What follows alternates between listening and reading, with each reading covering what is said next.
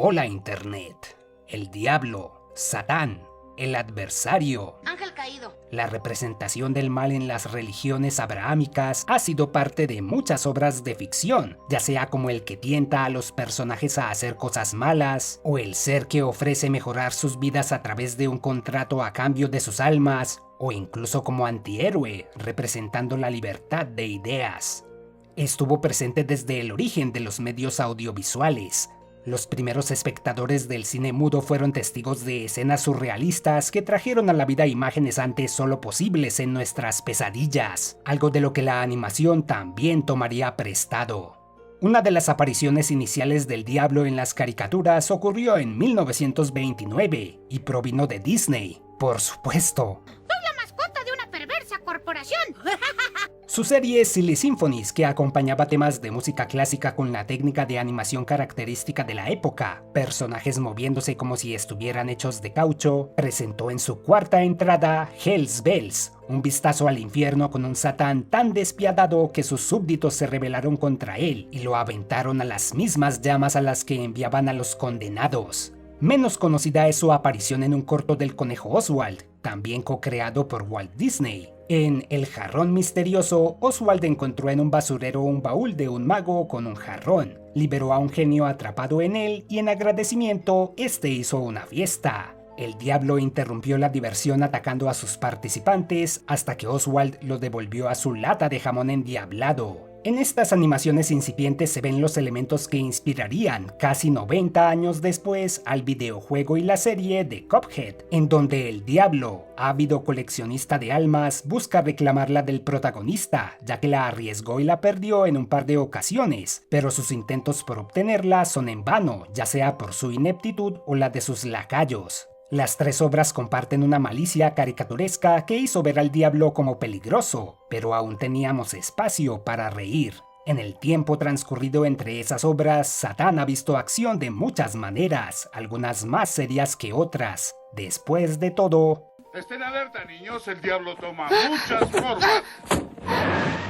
No voy a listar cada una, eso sería imposible, pero destacaré varias que tuvieron lugar en la historia de la animación occidental. También ha sido representado en otros rincones, como el anime, pero ese no es mi fuerte y ya saben cómo son los japoneses con sus propiedades, y me limitaré a la definición más estricta del diablo, centrándome en aquellas apariciones que se refieren en específico al líder del infierno, pasando por alto las representaciones más abstractas del mal.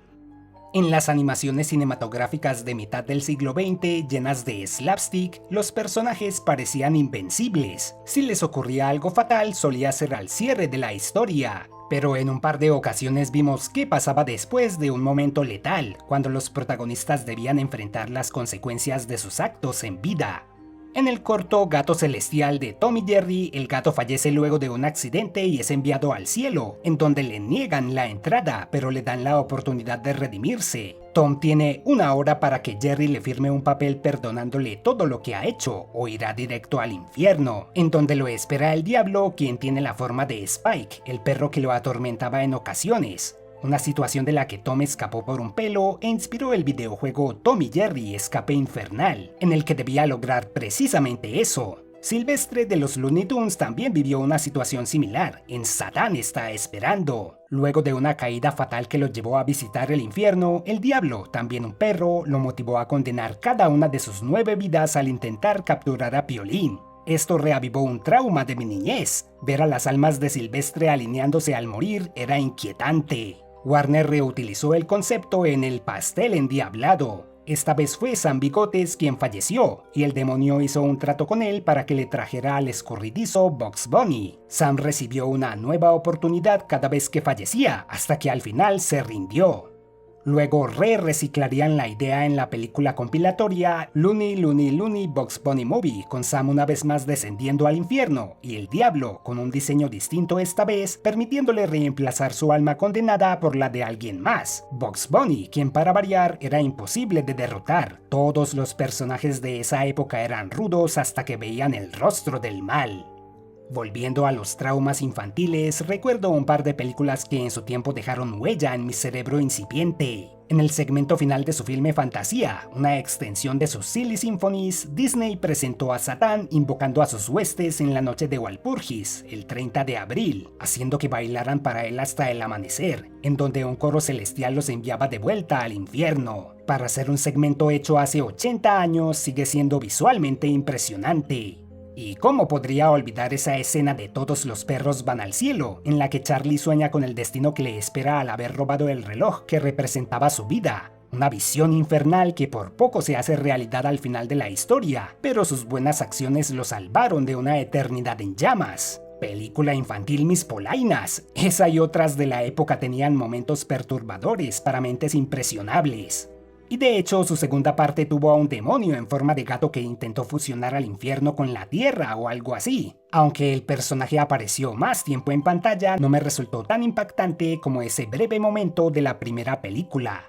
En 1936, Stephen Vincent Benet publicó su cuento corto El Diablo y Daniel Webster, acerca de un granjero que vende su alma a cambio de 7 años de prosperidad. Cuando ese tiempo llega a su fin, el granjero intenta renegociar, pero el diablo se niega. Una versión ficticia del famoso abogado Daniel Webster defiende al granjero y solicita un juicio. El diablo acepta y forma al jurado con políticos condenados en el más allá. Webster tiene todo en su contra, porque un contrato es un acuerdo legal que no se puede romper, pero su gran capacidad de oratoria salva el día. ¿Suena familiar? Así es, el cuento sería animado después, y por supuesto me refiero a El Diablo y Daniel Mouse, especial televisivo canadiense de 1978 en el cual una pareja de ratones músicos no tiene la mejor suerte con su talento. Mientras Daniel va a vender su guitarra para conseguir dinero, su pareja, Jan, hace un trato con el diablo, quien la convierte en una estrella de rock y al mismo tiempo la aleja de Daniel. Cuando llega el momento de pagar, Jan implora ayuda, y a pesar de que ella lo dejó, Daniel pide un juicio justo. Aunque intenta derrotar al diablo con tecnicismos, los cuales él detesta, al final, Daniel usa el poder de la música para ganar, porque una canción que venga del corazón vence al diablo cada vez. La misma filosofía de Tito Puente. ¿Pero por qué llenar su cuerpo de plomo cuando podía incendiarle el alma con un rico mambo? Claro, la versión más popular de esa historia es la de Los Simpson, que presentó a Flanders como el diablo, un concepto inquietante ya que siempre es el que menos esperas, y abandonó el tema político del cuento original, ofreciéndonos en su lugar unas hilarantes escenas de Homero en el infierno. En esta ocasión fue el poder del amor quien salvó la situación, aunque Homero no quedó impune y su glotonería lo condenó igual. Una adaptación menos mencionada proviene del último episodio de la serie original de los Tiny Toons, Cuentos de Terror, con Plucky tomando el rol del abogado que representa a Max Montana, quien hizo un trato con el diablo a cambio de más dinero.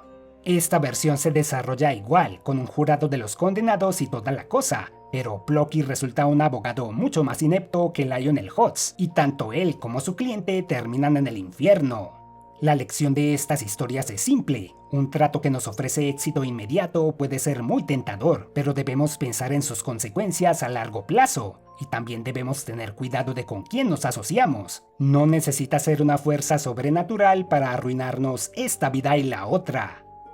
Volviendo a la serie amarilla, el diablo apareció fuera de los especiales de Halloween. Bart fue el primero en verlo al ser atropellado por el señor Burns. No solo vimos que tiene la base de datos de nuestras almas en un computador, sino que fue justo al dejar ir a Bart, ya que no era su momento aún. Teniendo en cuenta que Lisa lo vio con esa misma apariencia cuando imaginó a su familia condenada por robar cable, o que apareció en una foto cuando Burns le adjudicó su longevidad, pensé que ese diseño sería una presencia constante en la serie, pero aparte de un par de cameos, fue descartado. En el juego Tapped Out lo llaman Old Scratch o Viejo Rasguño, un apelativo para el diablo originado en el Estados Unidos del siglo XVIII. En otras apariciones y futuros especiales de Noche de Brujas se vería distinto. Me gustaba más el original, menos imponente pero más perturbador, y hubiera sido más gracioso que fuera el Viejo Rasguño la pareja de Maud Flanders y le ordenara a Dios que le trajera un café en el especial 22. En el programa también se ha insinuado que ciertos personajes son encarnaciones del mal o poseen influencias malignas. Caray, Monty, eres el demonio. ¿Ah? ¿Quién te dijo que...? Sí, sí. Pasando a Futurama, hasta hoy me pregunto, ¿existe un diablo humano en ese universo? ¿O acaso cada especie tiene su propio diablo? Mientras tanto, el diablo robot ocupa ese papel, siendo programado con las características usuales. Disfruta torturar almas, hacer tratos irónicos y apostar en concursos de violín. Esto último aludiendo a la canción El Diablo bajó a Georgia. Aparte de eso es muy dramático, suele dar el recorrido de su hogar con canciones y chillar histéricamente cuando lo golpean.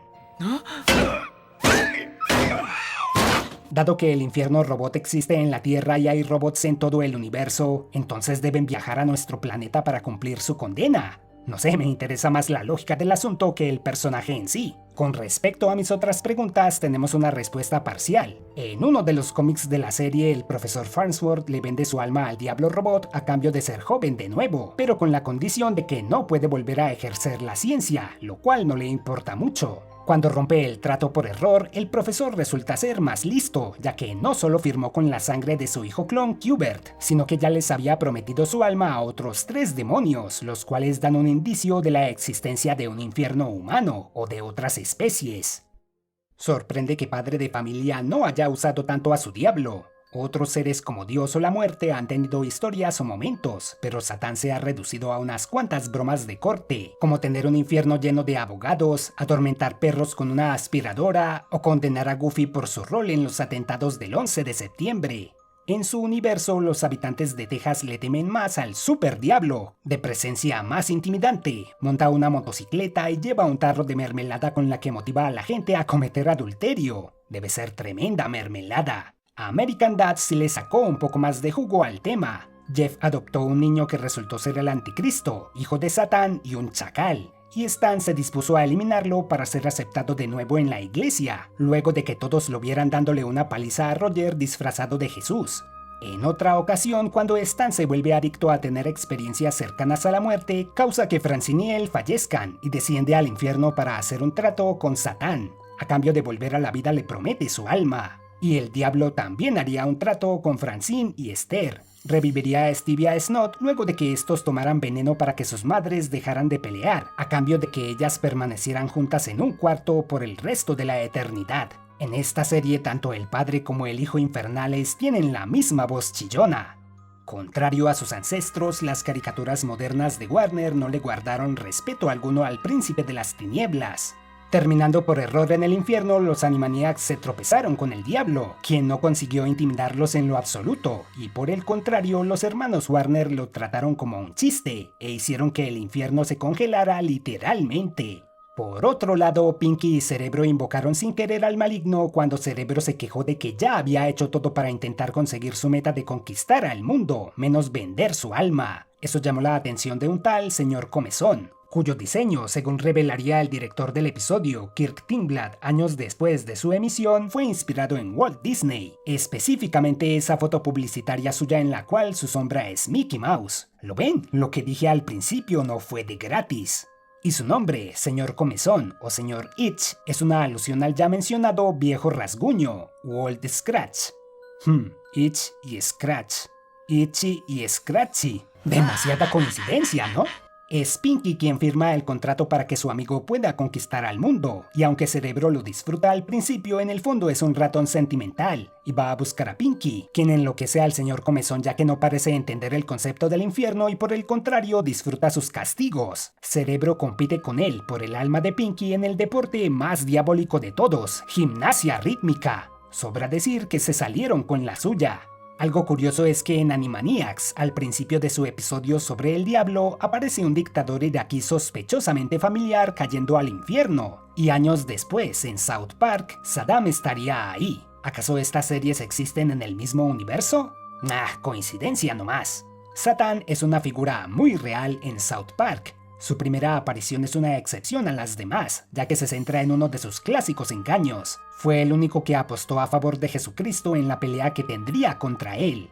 En sus siguientes apariciones, principalmente en la película, lo mostrarían como un tipo sensible y cobarde, al quedarle difícil deshacerse de su amorío enfermizo con Saddam Hussein, quien quería tomar el control en su relación y en sus planes de conquista. A pesar de creer deshacerse de él y comenzar de nuevo con otra pareja, Saddam vuelve a acosarlo. Siguiendo el consejo de Dios, del cual su apariencia sumamente extraña siempre me deja perplejo, Satán se dio un tiempo para sí mismo, deshaciéndose de sus dos parejas, y quizás fue al extremo, ya que posteriormente lideró una invasión infernal al cielo y también ofreció una fiesta para las celebridades, obsesionándose con que saliera perfecta, como si fuera una quinceañera. En sus últimas apariciones hasta ahora pasó a tener un rol de consejero, explicándole a Stan cómo funcionan las adicciones y combatiendo al diablo canadiense y sus aplicaciones freemium, y batallando contra el hombre oso cerdo, pelea en la que falleció, pero se redimió lo suficiente como para recuperar sus alas y ascender al cielo. Un caso igual de humillante se vio en Desencanto, en donde Satán fue una figura central en sus últimas temporadas, al revelarse que todo lo ocurrido con la princesa Bean fue parte de un trato que su madre, Dagmar, hizo con el infierno, prometiéndola en matrimonio con el diablo. Ella sería su esposa número 50.000, pero Bean hizo que Dagmar fuera la que se casara con Satán, algo no muy favorable ya que era mucho más mala que él, y Dagmar lo arrastró a la superficie para que le sirviera como lacayo en sus planes de conquista. Es que miren esto, es literalmente el cargamaletas. Hasta su propio hijo, Lucy, sacó ventaja de su carácter pusilánime. Al final, el diablo se desquitó, pero solo después de que Bean venciera a Dagmar y condenó a su enésima esposa a un encierro bajo el castillo. Cada vez que vuelvo a pensar en Desencanto mi frustración crece. Tenía todo para ganar, con grandes personajes y las bases de una historia interesante, pero todo eso se perdió en un sinfín de pistas que no iban a ninguna parte y un desenlace apresurado, producto de concentrarse en historias episódicas más que en el argumento en general. No tiene que ver con el tema, pero bueno, en fin. Un par de sitcoms que giraban alrededor de familias tuvieron su componente diabólico. En Dios, el Diablo y Bob, los dos primeros personajes hacen una apuesta alrededor del tercero. Dios quería destruir el mundo, pero le da a escoger al diablo a una persona que le demuestre que vale la pena que la humanidad siga existiendo. Ese es Bob, una persona promedio con muchos vicios y que no tiene la mejor relación con su familia. Y el que Bob trabajara en eso último convenció involuntariamente a Dios de detener su destrucción. En los siguientes episodios, Bob se convierte en instrumento de sus planes para mejorar al mundo, mientras el diablo intenta frustrarlos, pero su caracterización es la de un quejumbroso necesitado de atención. Dios se olvidó de mi cumpleaños, Bob no me toma en serio, hacer el mal no es lo mismo si Dios no está. ¿Acaso esta fue una precuela de Desencanto? Otro patético cargamaletas. Años después, en Vecinos Infernales, Satán envía al demonio Baltasar Averno y a su familia a Texas a detener una perforadora con la que los humanos podrían alcanzar el núcleo de la Tierra y por ende el infierno. Al final de cada episodio acude a consultarles qué habían hecho esa semana para adelantar sus planes, siendo más responsable que otras versiones suyas vistas hasta ahora, pero menos inteligente ya que esos no eran los lacayos más adecuados para el trabajo. Igual que otras familias consideradas excéntricas como los Addams o los Munster, los Averno eran más humanos que las personas normales, queriéndose entre ellos y defendiéndose entre sí, mientras que sus vecinos y compañeros demostraban comportamientos excesivos y reprobables. Como decía mi abuela, este es el infierno y los diablos somos nosotros. No era muy optimista. El nuevo siglo vio una explosión de historias sobre el hijo del diablo. Vimos casos episódicos como Damián en South Park o El Anticristo en American Dad, y en otros ocuparon series enteras, la mayoría de ellas centradas en hijas o con una premisa común. Mientras que Satán desea traer el apocalipsis a la Tierra, su descendencia tiene otras aspiraciones y por tanto son una decepción. Aunque estuviera en el título, Lucy la hija del diablo estaba lejos de ser su personaje central. Los planes de su padre para traer el caos al mundo se interrumpen cuando Jesús regresa, en forma de un DJ y artista del escape, y la mayoría de episodios se centran en los intentos del diablo para acabar con él, teniendo una ventaja en el hecho de que Lucy, su hija, sale con Jesús, o también en sus locos planes para aumentar el pecado en el mundo. A Lucy, una joven adulta, poco le importan los planes de su padre, aunque trabaja con él en la cadena de restaurantes que él adquirió. Tratándose de una serie de Adult Swim, su humor era muy surrealista y podría considerarse como antecesora de Bob's Burgers, ya que provienen del mismo creador y comparten varias voces. ¿Alguna vez imaginaron a Bob Belcher como el diablo? Pues aquí está su oportunidad. El concepto de mamá luchona tomó un nuevo significado en Little Demon, Una mujer que tuvo arrumacos con el diablo protegió al fruto de ese encuentro durante 13 años, al convertirse en una exorcista de primera categoría, hasta que la niña derramó su primera sangre, es decir, asesinó a alguien, y con eso alertó de su existencia a Satán. Que no los engañe su apariencia de papá bonachón de fin de semana. Es tan despiadado como cualquiera y quiere que su hija lleve a cabo el Maximus Donus, su versión del apocalipsis, mientras su mamá hace lo posible para que eso no suceda en una batalla de custodia fuera de este mundo. El cornudo tuvo representación hispana con la serie de HBO Max Pobre Diablo. Tomando prestado de películas como El bebé de Rosemary, Satán tuvo un hijo llamado Stan, el cual está destinado a desatar el apocalipsis en la Tierra cuando cumpla 666 meses. El diablo cree que todo lo malo que pasa en el planeta fue hecho por su muchacho practicando para traer el fin, pero a Stan le importa más convertirse en un actor de Broadway y atraer la atención de Gaby, una colega suya actriz cuyo nombre da una pista de su verdadera identidad. El gato de esta serie, Mephisto, me parece muy gracioso, y no esperaba ver al cantante Rafael como personaje en una serie de animación, y menos escuchar ahí una de sus canciones. Bueno, al menos de forma oficial. ¿Qué pasará? ¿Qué misterio habrá? Puede ser mi gran noche. Y quizás la serie más mencionada en este apartado sea Hazbin Hotel, cuya premisa, o al menos lo que pude deducir entre las 800 palabrotas por minuto que dicen, parece apología infernal. Lucifer era un buen muchacho, un incomprendido nomás, que fue expulsado del paraíso porque ese lugar tiene muchas reglas y no entendieron sus ideas. Y no quiere que a su hija Charlie le pase lo mismo, ya que ella, en compañía de su novia y un grupo de maniáticos que incluye un actor de películas para adultos, levantan un hotel en el que buscan rehabilitar a los pecadores que se hospeden ahí, para que el ejército del paraíso, comandado por un Adán mal hablado, no siga purgando al infierno. Y se la pasan cantando. En el fondo es como una historia de redención, aunque bastante confusa en su tono, o al menos así me pareció. De todas las mencionadas en esta última sección, es la única que sigue al aire, así que... habrá que esperar para ver. Y yo sé que la autora tiene otra serie con una ambientación similar, pero ya tuve suficiente por hoy. Y ahí lo tienen. Es curioso ver cómo el diablo en la animación pasó de ser una figura ocasional a ser un personaje regular en algunos programas y de ahí a ser el centro de otras historias. ¿Es esta una señal del deterioro de la humanidad? ¿No decía la Biblia que Satán se disfrazaría como un ser de luz? ¿Acaso el diablo camina entre nosotros? ¡Lo tengo! O bueno, tal vez sí denota el auge de la animación para adultos que trata temas más tabú y el cambio gradual de perspectiva que la sociedad ha tenido con respecto a las figuras religiosas. Hace 50 años sería impensable que existieran series como estas. No obstante, notaron que casi todos los programas centrados en temas diabólicos contaron con una sola temporada. ¿Acaso es porque el público en general aún considera excesivo el concepto y lo prefiere en pequeñas dosis? ¿O las cancelaciones fueron obra del diablo, quien quiere dejar a la gente pidiendo más? ¿O la respuesta es más simple y todos esos programas fueron malos? Claro que eso solo aplica para las series animadas, porque hay unas live action que sí tuvieron éxito, como Lucifer. Igual este sigue siendo un tema controversial, no al nivel de finales de los 90, por ejemplo, cuando se vivió una especie de pánico satánico en Latinoamérica con Pokémon o Dragon Ball siendo acusados de ser obras del mal, ya fuera a través de panfletos que circulaban por ahí o algunos líderes religiosos hablando sobre ellas desde sus púlpitos. Ese tipo de discusiones continúan, más que todo en línea, y uno tiene que ir a buscarlas, ya que se pierden entre la cacofonía de información en la que vivimos hoy.